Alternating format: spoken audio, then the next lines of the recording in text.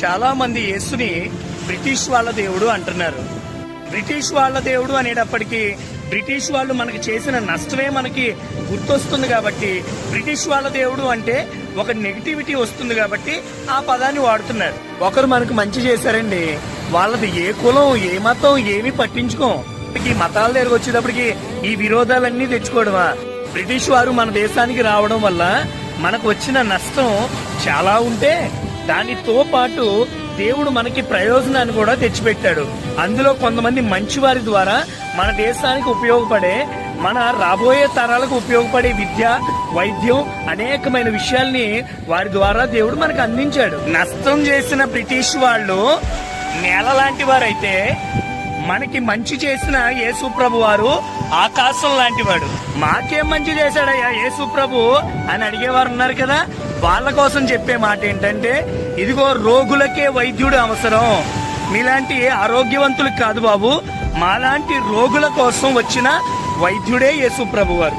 ఈ రోజుల్లో చాలా గొడవలే జరుగుతున్నాయి, మత గొడవలు ఇవన్నీ చాలానే జరుగుతున్నాయి. బైబిల్లో నెబుకద్నెజర్ అనే ఒక రాజు ఉన్నారు.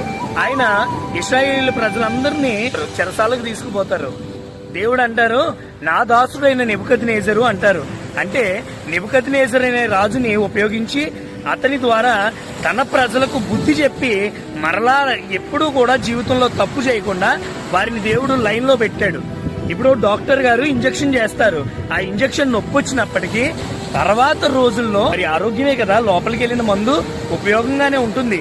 ఈ బ్రిటిష్ వాళ్ళ వల్ల మనకి నష్టమే జరిగినప్పటికీ ఇప్పుడు ప్రజెంట్ మనం ఉన్న సిచ్యువేషన్ లో అది మంచికే దారి తీసింది. ఆ ఇంగ్లీషు అవన్నీ మనకు ఉపయోగపడ్డాయి కదండి. ఆ వైద్యం, ఇంకా రహదారులు, ట్రైను ఇవన్నీ ఉపయోగంగానే మనకు ఉన్నాయి కదా. వాళ్ళు అవన్నీ పట్టుకెళ్ళిపోయారా? లేదు కదా, మన దగ్గరే ఉన్నాయి కదా. దేవుని యొక్క అనుమతి లేకుండా మన తల వెంట్రుకలలో ఒక్క వెంట్రుక కూడా రాలిపోదు. అంటే దేవుడు ప్రతి చిన్న విషయాన్ని కూడా చాలా జాగ్రత్తగా పట్టించుకునే దేవుడు అని దాని అర్థం. ఈ రోజుల్లో జరుగుతున్న ఈ మత గొడవలు క్రైస్తవుల్ని పేడ నీళ్లు వేస్తున్నారు, భయంకరంగా కొడుతున్నారు, బాప్తిసం తీసుకోవడానికి వచ్చిన వారికి బొట్లు పెట్టి పంపుతున్నారు. ఇలా అనేకమైన విరుద్ధమైన పనులు జరుగుతూ ఉన్నాయి. దేవుని యొక్క అనుమతి లేకుండా ఏది జరగదు. ఈ కష్టాలన్నీ కూడా బంగారం కొలివిలో కాలినప్పుడే దానిలో ఉన్న మస్టంతా పోయి స్వచ్ఛమైన బంగారం ఎలా బయటకు వచ్చిందో, ఈ కష్టాల్లోనే మనం కరెక్ట్గా నిలబడితే రాబోయే రోజుల్లో ఈ కష్టాలు ఏమీ ఉండవు. దేవుడే మనల్ని ఆదుకుంటారు, ఆయనే మనల్ని కాపాడుతారు. ఆయన అనుమతి లేకుండా ఎవ్వరూ మనల్ని ఏమీ చేయలేరు. దేవునికి స్తోత్రం, హల్లెలూయా. చాలా మంది యేసుని బ్రిటిష్